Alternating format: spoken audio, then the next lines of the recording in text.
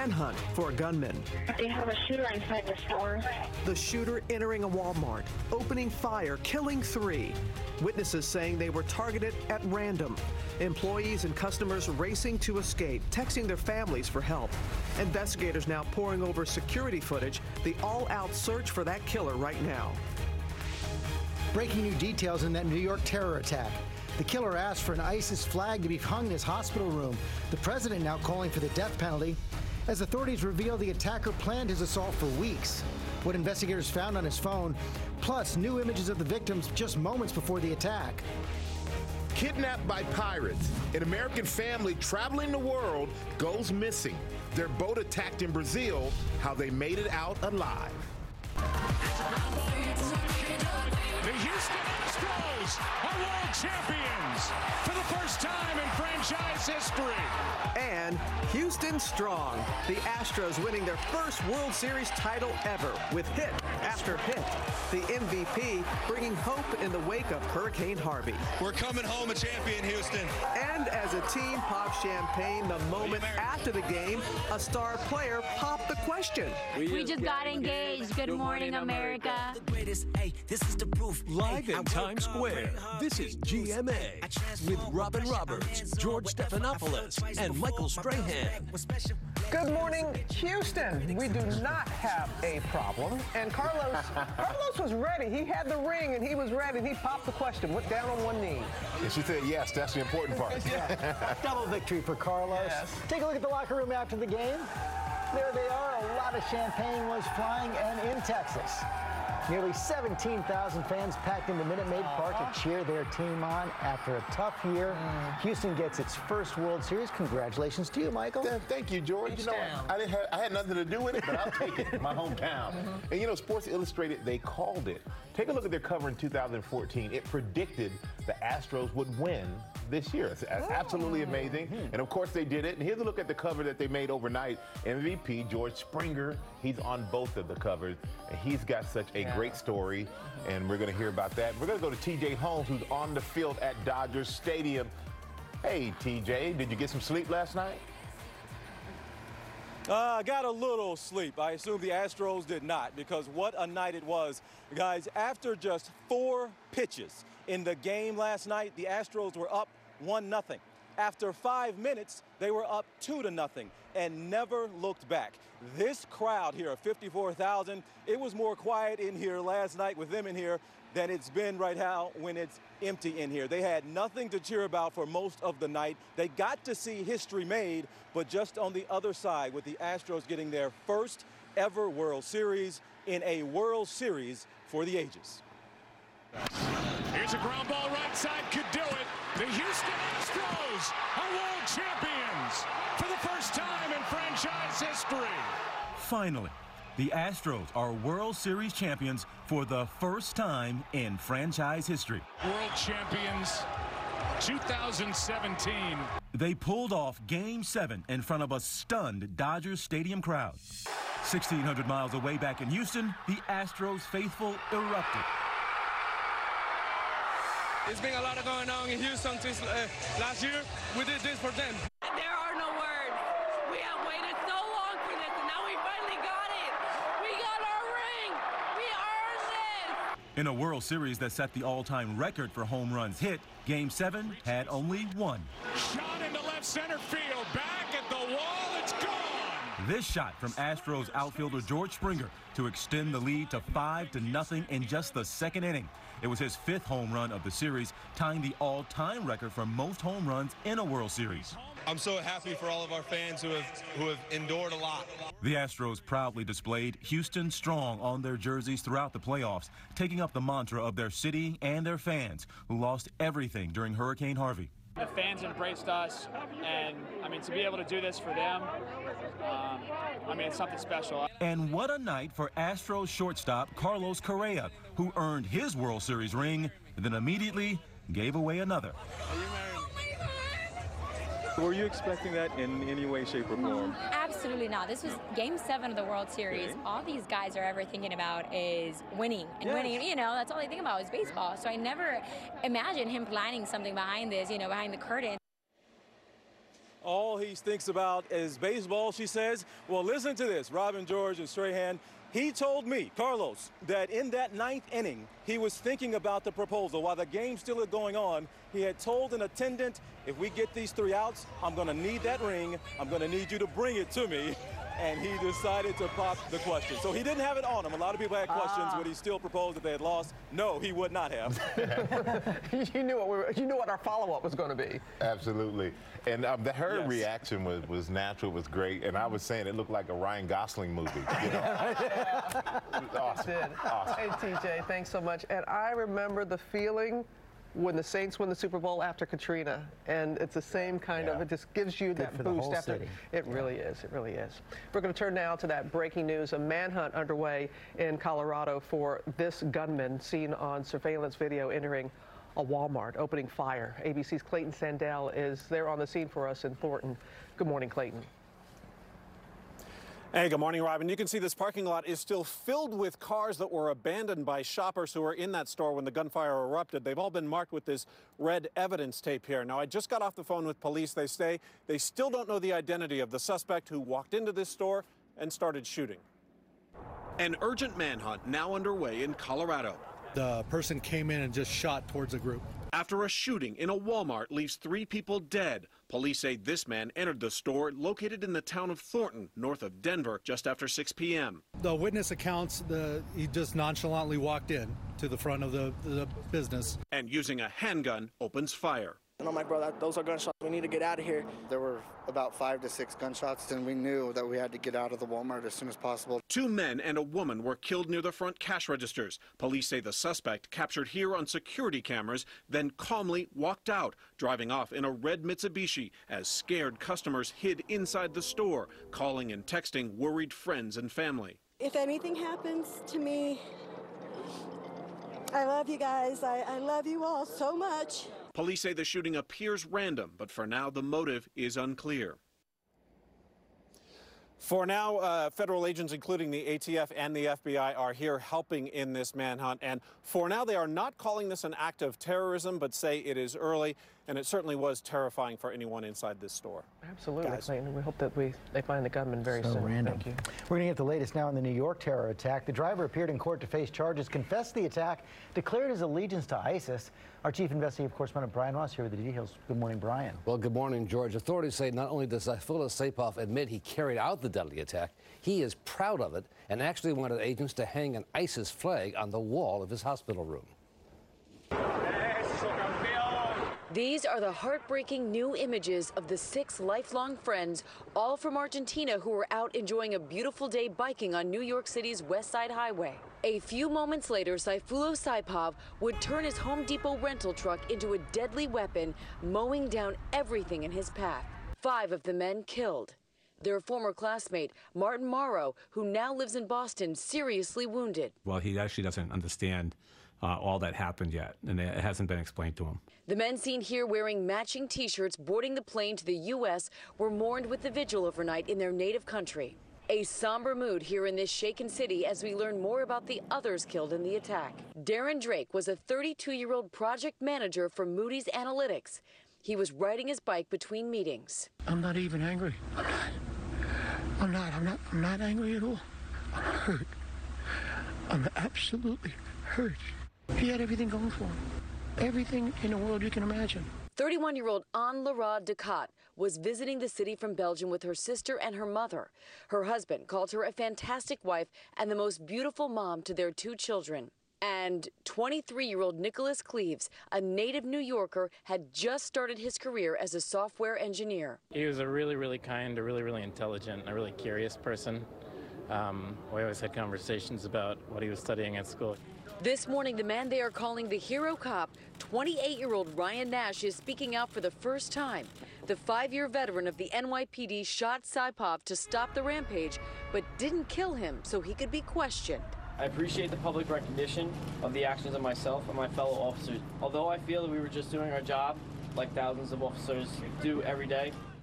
Well, Brian, as we saw, that was Amy Robach's piece on the victims and the police. You're focusing on the attacker. That's right, George, and the charges against him means he could face the death penalty. Saipov appeared in court in shackles, in a wheelchair, after his remarkable confession from his hospital bed, detailing how he planned the attack for weeks. The complaint does include an admission that he had done a practice run on October 22nd with his truck. Prosecutors say he chose to attack on Halloween because he knew the streets would be crowded and ISIS would be pleased. Trying to achieve maximum lethality certainly is indicative, along with the amount of material in his telephone, that he was a follower of ISIS propaganda. Officials say he was radicalized by watching videos online, and they found thousands of ISIS images and more than 90 propaganda videos on his cell phones, including one of the ISIS leader, Abu Bakr al-Baghdadi. This is the biggest threat we face right now in this country, is individuals who, while in the United States, have become radicalized often over the internet. Saipov grew up in Tashkent, Uzbekistan, living in this apartment building, and in 2010 came to America as part of what's called the U.S. Diversity Immigrant Visa Program. On Wednesday, President Trump revealed Saipov had helped bring in other Uzbeks to the U.S. He was the point of contact, the primary point of contact for, and this is preliminarily, 23 people that came in or potentially came in with him. And that's not acceptable. U.S. officials tell ABC News that at least 2 of those 23 connected to Saipov were suspected of possible terror ties. A number of young men from Uzbekistan have been connected to ISIS. And at least 9 Uzbek immigrants in the U.S. have actually been convicted or are awaiting trial on terror counts. This morning, agents are looking to see if Saipov had any connection with any of them, to see whether he acted alone or as part of a larger cell.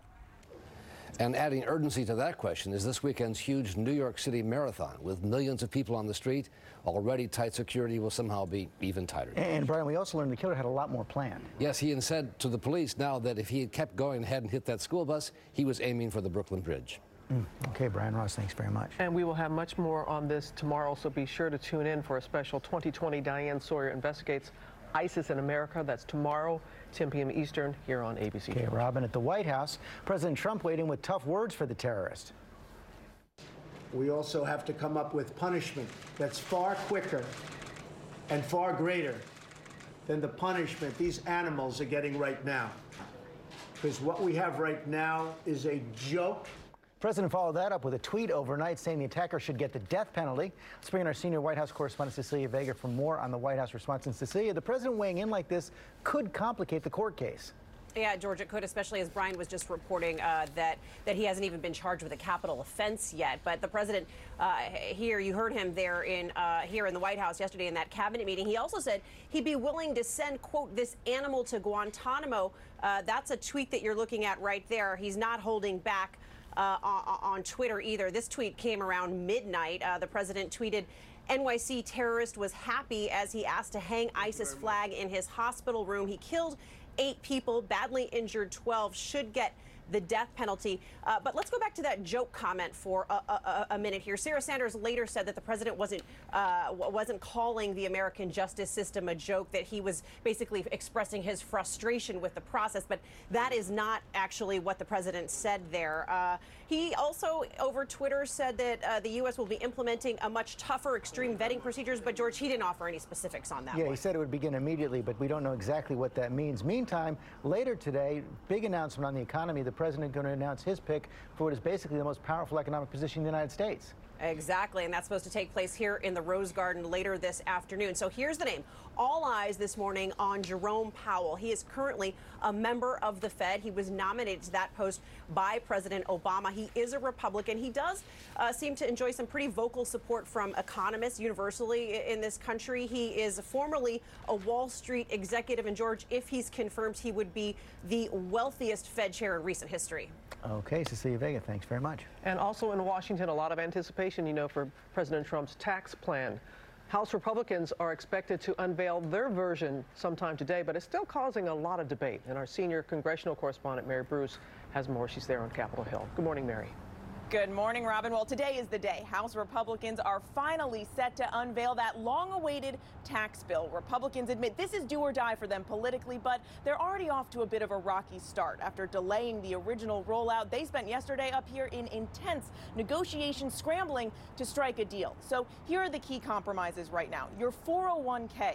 The president had promised not to touch these retirement accounts and that he would keep maximum contributions at $18,000 a year. But some Republicans wanted to lower that to just $2,400. Now it seems the president is going to have to meet them somewhere in the middle. Also at stake, popular state and local tax deductions. Those were on the chopping block, but Republicans put up a fight, Robin, to keep at least some of these deductions. An ambitious timeline here. Do they really think they can get something done before the Thanksgiving break? Well, Robin, the House has just 10 working days left before the holiday, and Republican leaders insist this is still doable, but other Republicans I've talked with, well, they're not so optimistic. Remember, the last time Congress passed a major tax overhaul like this, Robin, it took them roughly 2 years. We do remember that. All right, Mary, thank you. Big reform. Now to new developments in the Russia investigation. Former Trump campaign chair Paul Manafort and his deputy Rick Gates were indicted on tax fraud and money laundering charges, as you remember. They're scheduled to appear in court this afternoon, and our senior justice correspondent Pierre Thomas is tracking the case from Washington. Good morning, Pierre. George, good morning. Prosecutors are pushing to keep Manafort and his longtime associate Gates under house arrest, claiming they're a risk to flee the country. Authorities say they engaged in a massive money laundering scheme to cover up work done for Ukrainian officials who are tied to the Kremlin. According to prosecutors, Manafort Gates, quote, lied repeatedly to financial bookkeepers, tax accountants, legal counsel, and the government to further their scheme, George. Because they're worried about this flight risk, quite high bail. The government claims the men are a flight risk because they face up to 20 years in prison. They have considerable resources to evade authorities, and they're trying to escape possibly, George. They think that this could be a problem, and Manafort is portrayed as a man worth between $25 and $136 million. Right. He's given different estimates of his wealth to different banks at different times, and the request is for $10 million bail? Exact, unsecured bond, but defense attorneys claim that the government's case is ridiculous overreach, George. Okay, Pierre Thomas, thanks very much. All right, we're going to turn now to Ginger with flooding in the South, Ginger, and a new storm out west. Yes, let's start in Lafayette, Louisiana. You can see the images behind me. An average monthly rainfall there is 4.3 inches. They had 5.5 to 6 inches of rain, so the flash flooding ensued. You can see what that looked like. Now that rain has moved on, and we're really focused on new storms for tonight through Sunday and even Monday on the West Coast. So it's going to be all the way from the Cascades right through the Sierra. Los Angeles has been cloudy, now going to get actual rain. So this is a big deal when you've had a lot of fires and a very dry fall and hot one.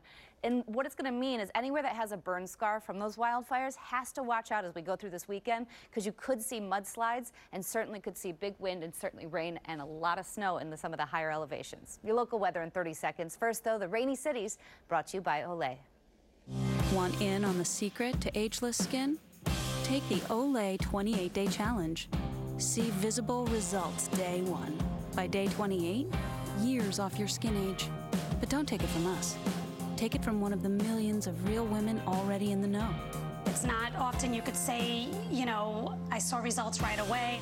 Visible results, or your money back. Olay, ageless. There is not a friend that I have that will not own this product. Well, the kids may need a jacket heading to the bus stop, but by the time they head home, they'll be in short sleeves. Low to mid-70s across the area today with some sunshine. We'll call it partly sunny. Now, we could see a stray shower late tomorrow afternoon, but look at the warmth.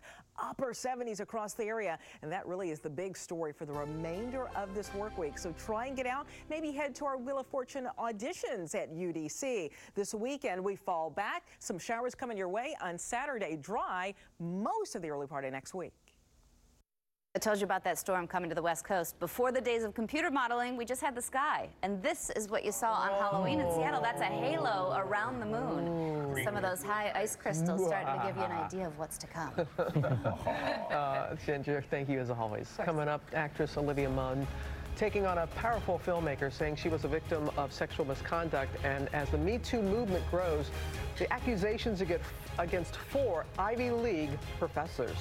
And that American family, the parents and their 2 young daughters in Brazil, when they were kidnapped by pirates, disappeared for days. We're going to tell you how they were found and finally rescued. We'll be right back. When I look at you, I look back on my life and I know what it was for. What if I struggled? What if I sacrificed? And what if I swore I'd succeed so